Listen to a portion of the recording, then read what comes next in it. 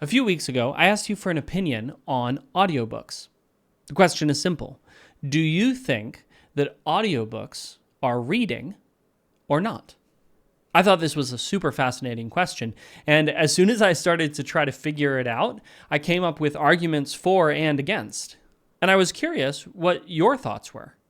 I was a little bit surprised at the result, but 28% of you said that yes, listening to audiobooks counts as reading, mostly because you are getting that information into your head. And often in an audiobook, the information originates as a book. So it's equivalent to reading a book. And I do understand that position. But 26% of you said, no, you're not reading, so you're not reading a book. You're still consuming the book, but it's different than reading it. Which, again, by strict definitions of reading, that does also make sense. Which is probably why 43% of you said it's a little bit of both. Which, again, I definitely get because I have that same sort of like, is it, isn't it? But it's also kind of a cop-out. 2% of you said it's something else, it's other, and I asked you to let me know in the comments down below what those thoughts were, and most of the comments just ended up sort of saying, yes, I think it's reading, no, I don't think it's reading, or maybe it's something else. Maybe it's a little bit of both. But I thought this was a really interesting question to ask.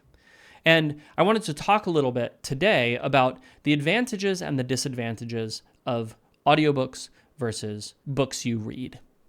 And I'm saying books you read because that could be paperback, that could be hardback, that could be printed out on loose leaf paper, that could be an ebook, just not listening to somebody else read it to you.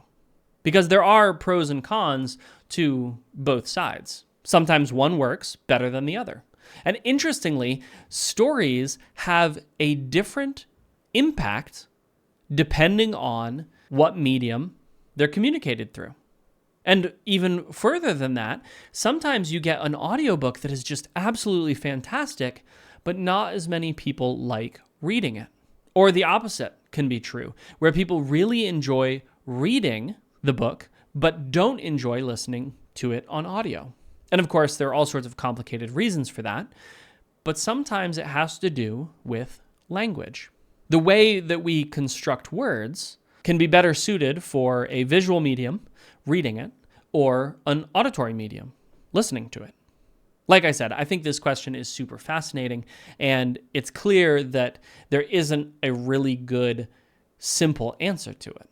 The more I dig into it personally, I think the more I end up on the audiobooks are not reading side of the fence, which I don't think is a problem. I don't think reading somehow is superior to listening to books. If you're getting information and you're enjoying yourself, either way seems great to me. And if you want to listen to my books or you want to read my books, that's fine. I'm just happy that you're engaging with my stories. I do think that decades of schooling have taught most of us incorrectly that reading is superior. And many of us have been made to feel bad if we don't read well. It's been a constant struggle. And there are a lot of reasons, legitimate reasons, why somebody might not read well and why audiobooks might be a lifesaver for them. But is it reading? At the end of the day, I don't think so. The ability to listen to something and then remember it is different than the ability to read something and remember it. And that isn't to say that you can't develop both skills, but they are individual, distinct skills. So anyway, this video is more to satisfy my curiosity than anything else. But what I will say is that no matter what medium you consume your content through, keep doing it. Keep listening to books, keep reading books, keep watching things. If you like consuming through comics, great, do that. If you like consuming through audiobooks, fantastic. Listen to more audiobooks. If you like reading, that's so cool. Keep reading. The point is that you shouldn't let anybody make you feel bad about the way you consume your content. And just because you do it one way for one genre doesn't mean you have to do it the same way for every other genre. I really enjoy reading fantasy. I absolutely hate listening to fantasy. I don't know, there's just something about it that just doesn't jive with me. But nonfiction books, I can listen to nonfiction books all day long. Guess what I can't do? I can't sit down and make myself read them. But I have found ways to make both of these genres that I love work for me. One through audio and one through reading.